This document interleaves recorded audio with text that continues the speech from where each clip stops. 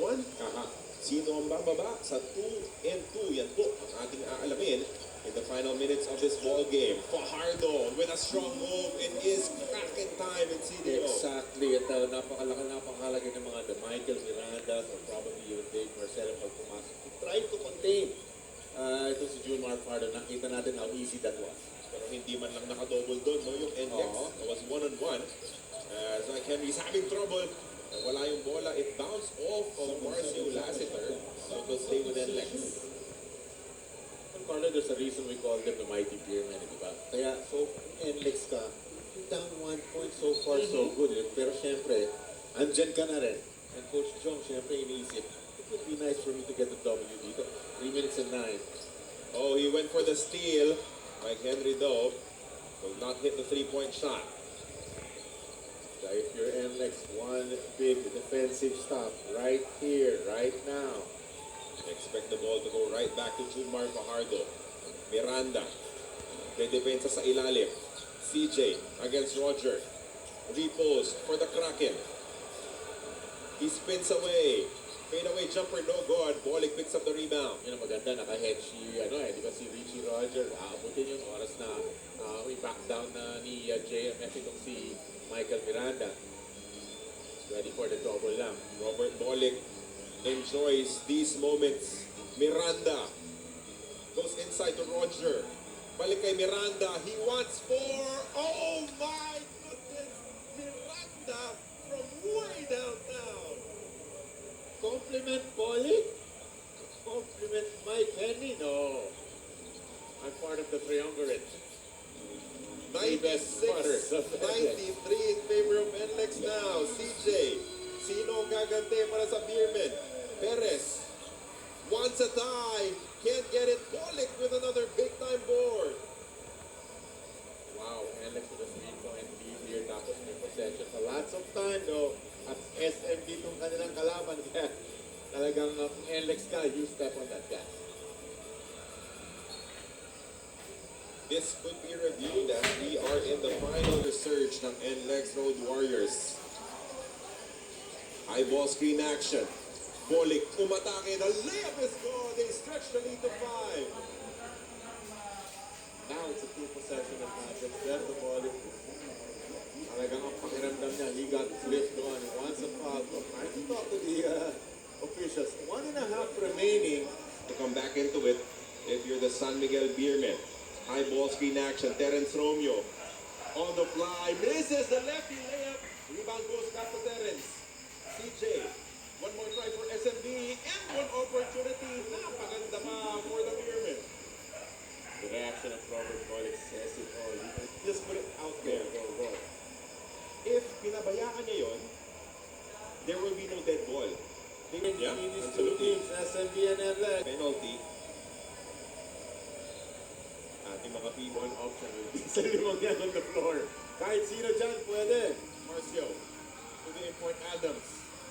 He goes on the drive. The lip is gone.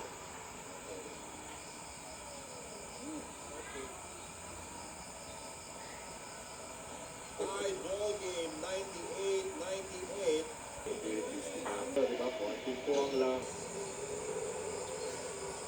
Bolik receives. Bolik for the win. That's short. 98 OT will come back. At Junmar Fajardo magtatapikan. It will be first possession for the Road Warriors. I have nowhere to be, so it's okay. Ganda ng laro ng bawat ko po nandito. Mga imports, tapos Berto Bolik on one side, CJ Perez on the other. Roger, unang tira. Mintis mula sa labas.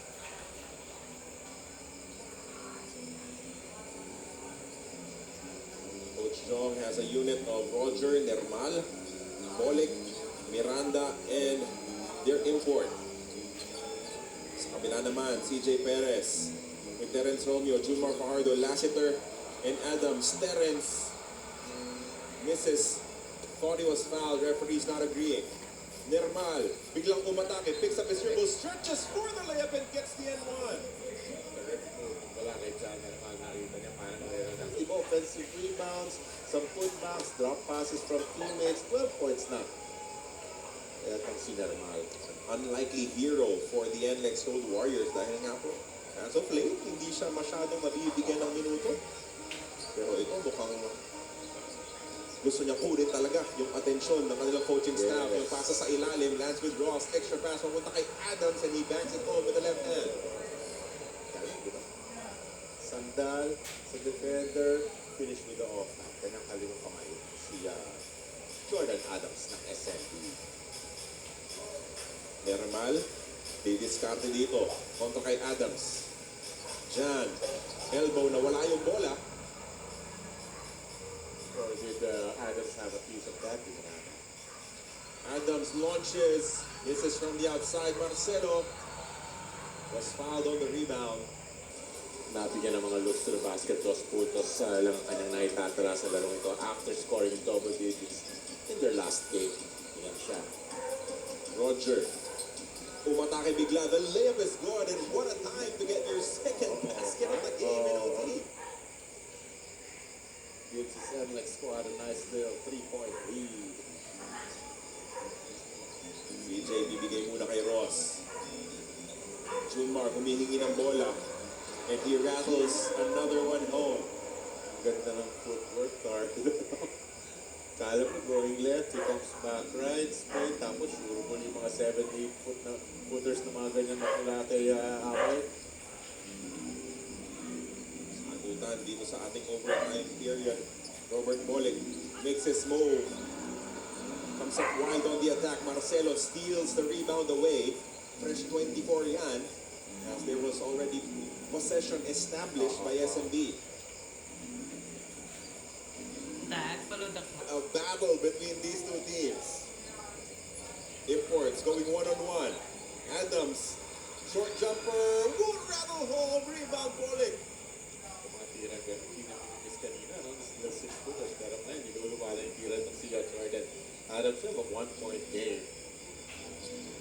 Henry on the drive, picks up his dribble. Nermal mula sa kanto, that's short.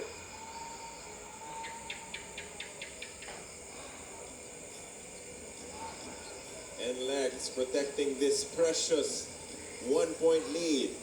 CJ, given space, blocked by Marcelo. Oh, the picks of NLEX, Carlo Miranda and Dave Marcelo. Crunch time. Oh, Roger, a sneaky attack as he caught the defense of SMB napping. 4 points in the overtime period for Roger. Talang depensa, ilalim. Ball tapped out by Lassiter. He has been super aggressive defending itong si Henry. He can ask for a review. We are in the final 2 minutes.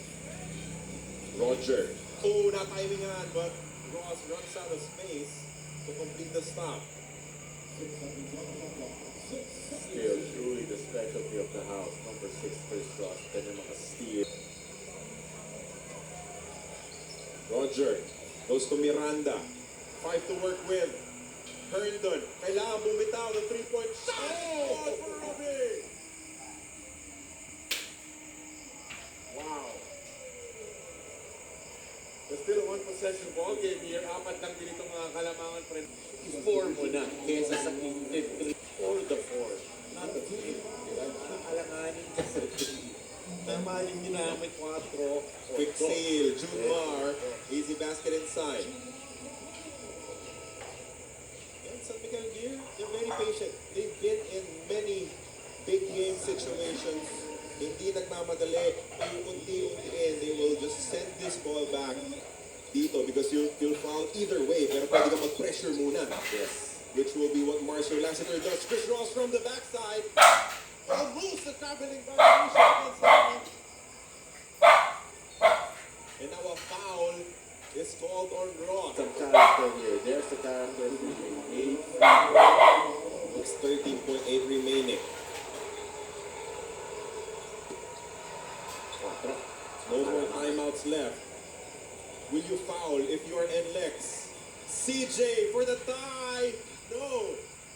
One more chance. Ross for the tie. It won't land either. One more rebound picked up by Henry. And the NLEX Road Warriors will escape with a victory. But it was there. It was there for the taking, Carl. A couple of 4-pointers. Magiging